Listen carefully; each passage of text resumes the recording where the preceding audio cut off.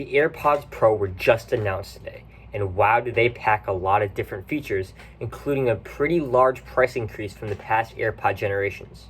So what are those features, and are those features worth the high price of $250? This is Let's Talk Apple, and well, let's talk about it. So before you even look at the actual AirPods Pro themselves, you will notice that the new AirPods case is noticeably wider than the previous AirPods cases. While it will still be a relatively small case and should still fit in most pockets pretty well, it does need to be a bit wider so that it can fit the new design of the AirPods Pro.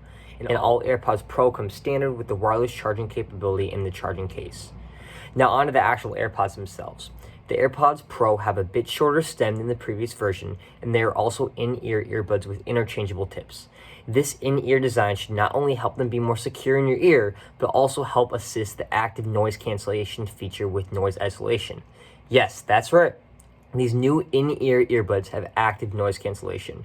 According to Apple, an inward-facing microphone listens inside your ear for unwanted sound, and noise cancellation is consciously adjusted at 200 times per second for truly immersive sound.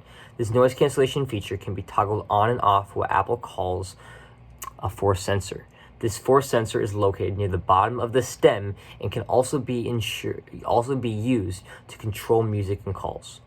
Oh, and active people, such as people who like to work out or run with their AirPods, will be happy to hear that the AirPods Pro have dust and water resistance. Now remember that this water resistance is intended for like some sweat or rain or maybe a little splash in the AirPods Pro, but Apple's not claiming that they are waterproof. However, let me know if you do want me to do a water damage test and put them through some torture with water. I don't know if I'll ever be able to afford it, and I don't know if this video would even get enough views for me to make it worth it.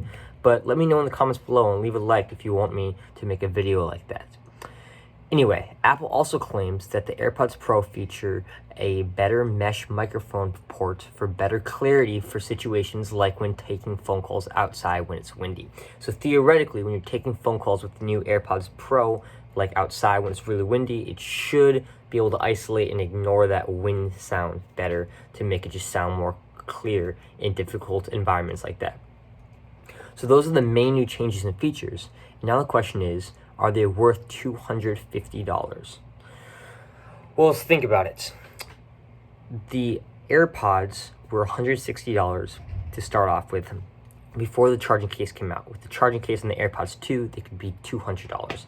And the AirPods, even without the charging case, originally, they sold through the roof. They were out of sale for a very, very, very long time. And if you look around, they are everywhere, like everywhere. And people are still buying them like crazy, even with the $200 markup for the wireless charging, still worth it to people.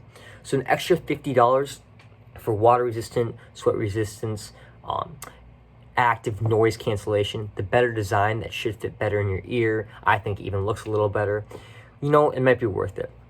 Yes, it sounds insane that Apple can mark up pieces of plastic to $250 and then everyone go out and buy them out of stock. But it's the way Apple rolls, and those pieces of plastic have a ton of very impressive technology inside them. But I guess we'll have to wait and see till they're officially released, until everyone, including myself, gets their hands on these actual devices.